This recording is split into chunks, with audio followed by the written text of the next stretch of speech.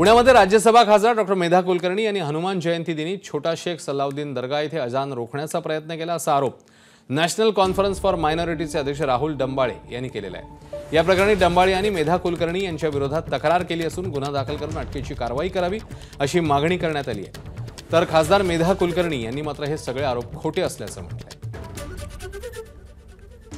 दिनांक 12 एप्रिल रोजी हनुमान जयंतीच्या कार्यक्रमाच्या अनुषंगाने मेधा कुलकर्णी ह्या कसबा परिसरामध्ये आल्या होत्या।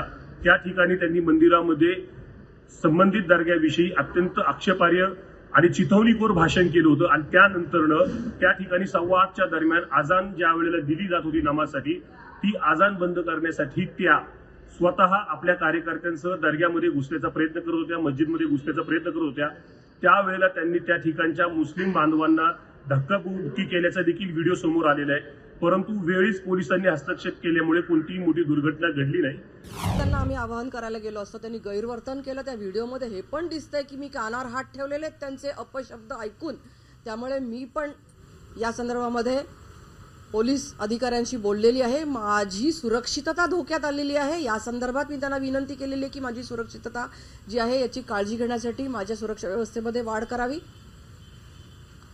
आणि खोटे आरोप केल्याबद्दल त्यांच्यावर मी गुन्हा दाखल नक्कीच मला करावा लागेल आणि याचं स्पष्टीकरण करून त्यांनाच त्याबद्दलचं शासन व्हावं अशी माझी आग्रहाची मागणी आहे। हा व्हिडिओ रस्त्यावरचा आहे, हा कुठल्याही दर्ग्यामध्ये नाही।